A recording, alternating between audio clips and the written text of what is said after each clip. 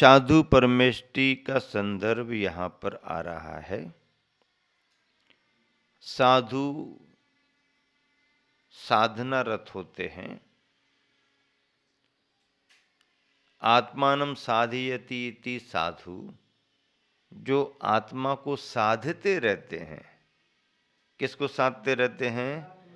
आत्मा को जो साधते रहते हैं वो साधु कहलाते हैं। साधु शब्द सज्जन के अर्थ में भी आता है। साधु शब्द धन्यवाद, साधुवाद, साधुवाद, साधुवाद के अर्थ में भी आता है। मतलब किसी ने कोई अच्छा कार्य किया तो भैया उनको साधुवाद तो दे दो, साधुवाद तो दे दो, जरा धन्यवाद तो दे दो, आपने बहुत अच्छा किया, भाई साहब आपको बहुत बड़ा सहयोग रहा, भाई साहब आप कितने नेक दिल वाले हो, भाई साहब आप कितना अच्छा काम करते हो, भाई साहब आपने कितनी अच्छी व्यवस्थाएं बनाई, धन्यवाद आपके लिए, साधुवाद, साधुवाद। अच्छा कार्य करने वाले को साधुवाद दिया जाता है। पंच परमेष्टियों में साधु शब्द जो आया है अंतिम परमेष्टि के रूप में आया है, लास्ट में आया है। अरहंत, सिद्ध, आचार्य, उपाध्याय और साधु आखिरी में तो है, लेकिन आखिरी से ही छलांग लगती है ऊपर की। हाँ, साधु ही अरहंत बनता है और अरहंत ही सिद्ध बनते हैं। साधु ही उपाध्याय बनता है, साधु ही आचार्य बनता है। साधु तो मूल बेस है। हाँ, साधु पद मूल पद है। ऐसे साधु के संदर्भ में यहाँ पर आचार्य पूज्यपाद स्वामी लिख रहे हैं। क्या लिख रहे हैं? स्तुति करते हुए, सम्यक दर्शन दीप, सम्यक दर्शन दीप प्रकाशिका मेय बोध संभूता, भूरि चरित्र पताकास ते साधु गणास्तु माम पांतु। सम्यक दर्शन दीपक प्रकाशकाः, जो सम्यक दर्शन रूपी दीपक को प्रकाशित करने वाले हैं। किसको प्रकाशित करने वाले हैं? सम्यक दर्शन रूपी दीपक को प्रकाशित करने वाले हैं। हाँ, सम्यक दर्शन को दीपक कहा और उसको प्रकाशित कर रहे हैं। सम्यक दर्शन क्या है? अपनी आत्मा की प्रतीति सम्यक दर्शन है। आत्मा के अस्तित्व का बोध सम्यक दर्शन है। आत्मा के अनुभव में उतरना सम्यक दर्शन है। आत्मा का अवलोकन करना सम्यक दर्शन है। तत्वों को समझना, तत्वों का तत्वों के अर्थों पर श्रद्धान करना, जीवादिकों पर श्रद्धान करना, ये सम्यक दर्शन कहलाता है। ऐसे सम्यक दर्शन से संबंधित जो सम्यक दर्शन रूपी दीपक को प्रकाशित करने वाले हैं, मेय बोध संभूताः,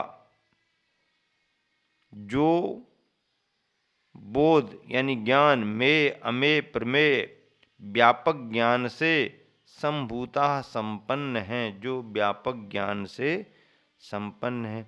भूरि चरित्र पताकाः, भूरि चरित्र पताकाः, जो उत्कृष्ट चारित्र की पताका यानी ध्वजा हैं।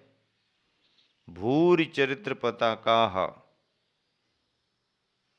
जो उत्कृष्ट चारित्र की ध्वजा हैं। भूरि का अर्थ क्या?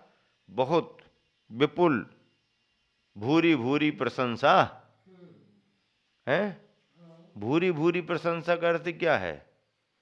भूरी भूरी की प्रशंसा, काली काली की प्रशंसा नहीं है।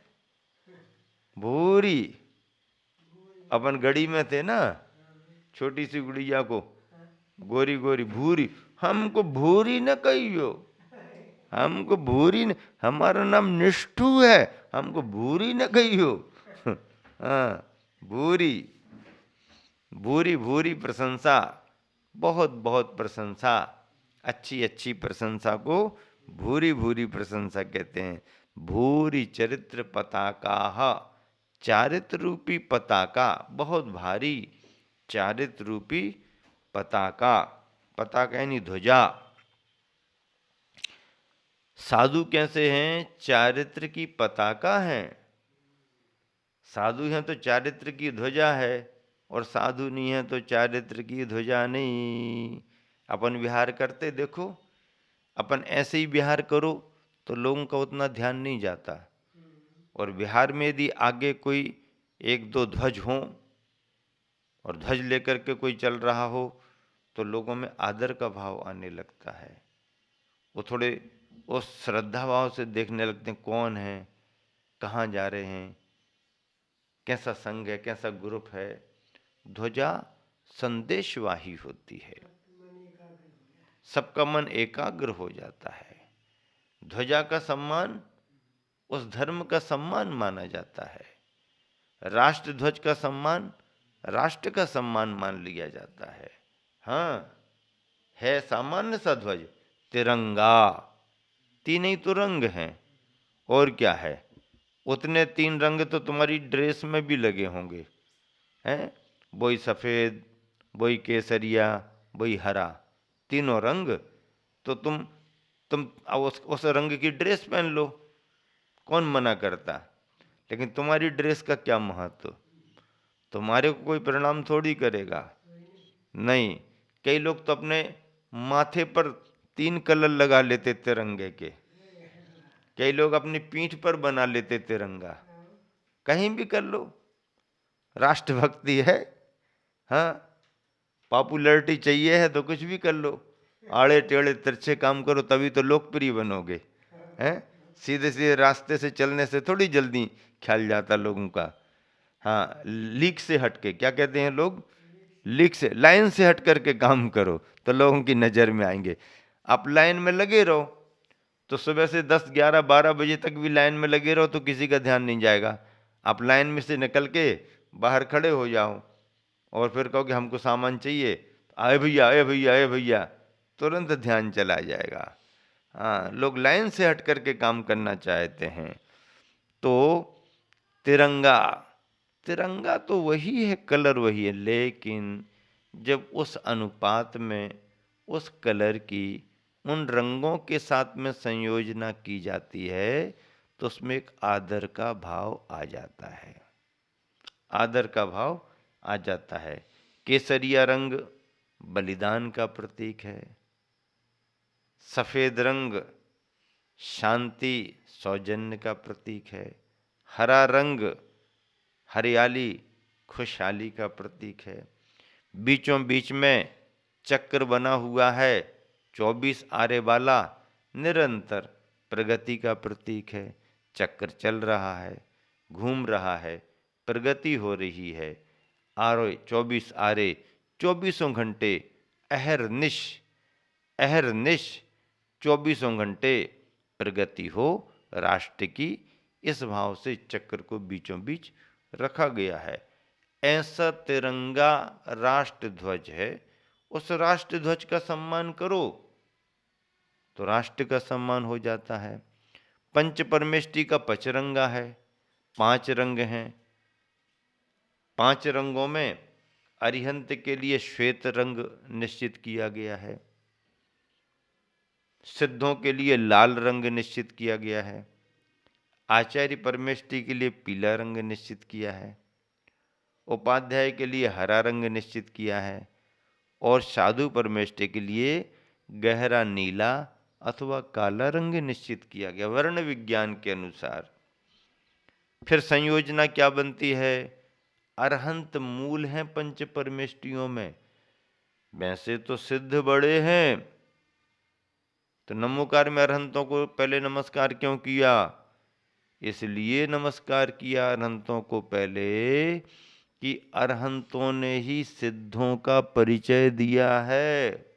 ये गुरु का महत्व है, गुरु गोविंद दो खड़े हैं आमने सामने, सामने ही सामने। गुरु खड़े हैं, गोविंद खड़े हैं, गुरु गोविंद दो खड़े, काके काके लागू पाए, किसके चरणों को पढ़ूं पकड़ूं। बलिहारी गुरु आपकी, गोविंद दियो बताए भी, और गोविंद दियो बनाए भी। जो अच्छो लगे सो ले लो, तुम पकड़ लो। बताए अच्छो लगे सो बताए पकड़ लो, और बनाए अच्छो लगे सो बनाए पकड़ लो। दोनों बातें दे दी तुम्हारे लिए, संभालो अपनी बातें। गोविंद दियो बताए और गोविंद दियो बनाए, गोविंद दियो बनाए।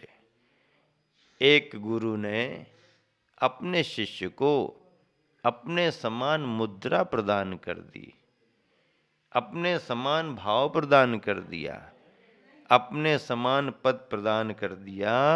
यह गुरु की बलिहारी है।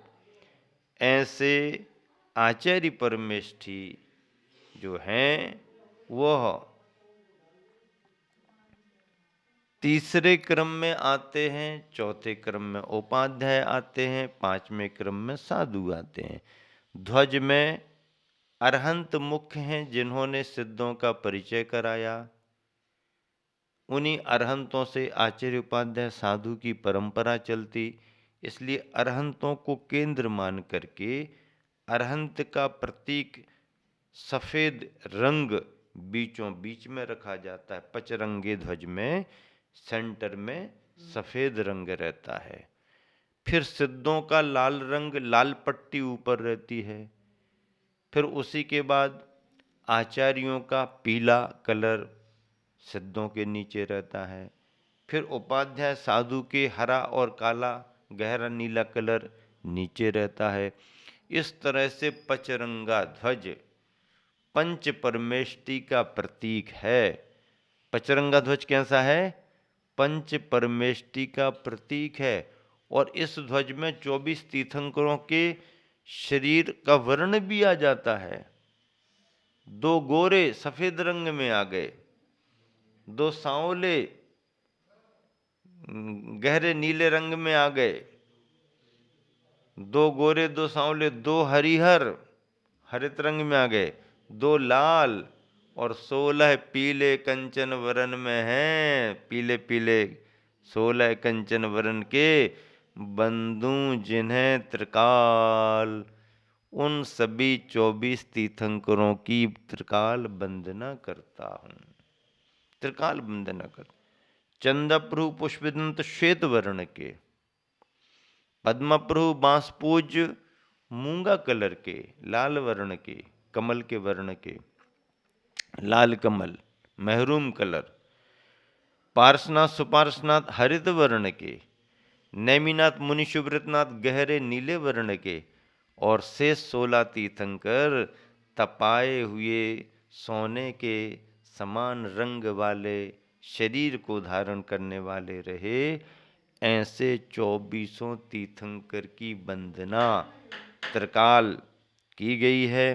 इस तरह से सम्यक दर्शन दीपक प्रकाश का मेय बोध शंभुता, भूरि चरित्र पताकास्ते साधु गणास्तु माम पांतु। पद्यानुवाद बहुत अच्छा गुरुवन ने लिखा है।